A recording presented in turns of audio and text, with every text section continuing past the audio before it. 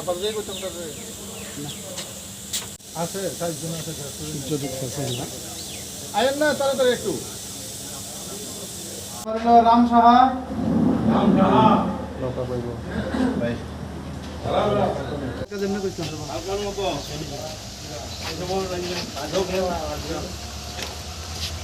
ছবিটা একদম মাইরে দেবো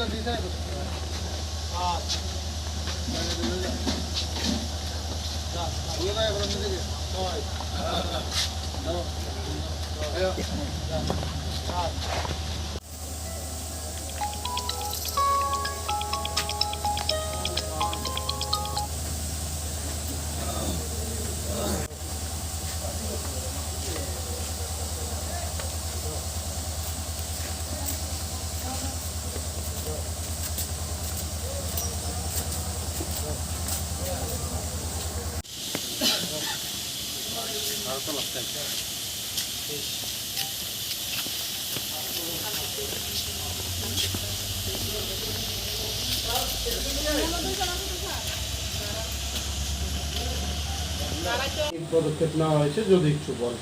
হ্যাঁ, আমরা গতকালকে বিকালবেলা প্রায় 2টার দিকে একটা খবর আসে যে একটা হিউজ কোয়ান্টিটি বাংলাদেশি ন্যাশনাল আমাদের আগরতলা রেল স্টেশন হয়ে দূরপাল্লার ট্রেনে যাবে।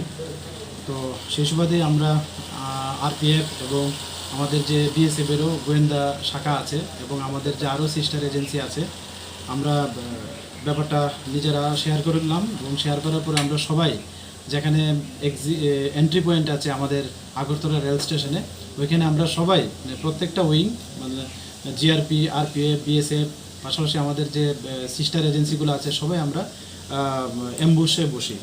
তো তারপর আমরা দেখলাম যে অনেক লোক আসছে। তো যার মধ্যে আমরা প্রথম 10 জনকে আমরা আইডেন্টিফাই করেছি, মতলব দেখতেই বোঝা যাচ্ছে যে বাংলাদেশি ন্যাশনালের মতো। তো আইডেন্টিফাই করেছি। এর পরবর্তী সময় আরও 7 জন বিএসএফের তারা ওই দিক থেকে নিয়ে আসলো আমাদের মেন গেটের পাশ থেকে। তো এইভাবে আমরা টোটাল 23 মানে 23 জন বাংলাদেশি লোককে আমরা আটক করেছি এবং গতকালকে এ নিয়ে আমরা একটা আগরতলা জিআরপি থানাতে মামলা গ্রহণ করি, কারণ তারা সবাই অবৈধভাবে আমাদের ভারতের ভূখণ্ডে প্রবেশ করে এবং তারা সবাই একে একে বলছে যে তারা চেন্নাই যাবে কাজের সন্ধানে, এরকম বলছে। তো যাই হোক, আমরা এই সুবাদে একটা মামলা নিয়েছি এবং এটা তদন্ত শুরু হয়েছে।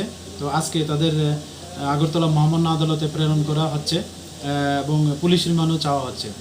তো যে আইনের কথা বলছেন, হ্যাঁ, আমাদের যে নতুন বিএনএস আছে ওই দ্বারা মতো ওই কেসে অ্যাড করা হয়েছে, পাশাপাশি ফরেনার অ্যাক্ট আছে এবং ইন্ডিয়ান পাসপোর্ট অ্যাক্টও এটার মধ্যে আছে। ঠিক আছে।